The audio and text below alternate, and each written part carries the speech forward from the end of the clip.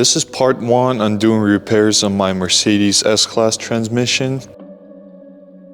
You could see it in one of my previous videos. As I said, this is the old transmission. The new one's already inside of the car. So this is the old valve body that I don't really need anymore. I'll probably just get rid of it. This valve body is from a 4.2 liter engine, but this transmission is from a 5 liter engine. So yeah, let's just get started and see what's inside of it.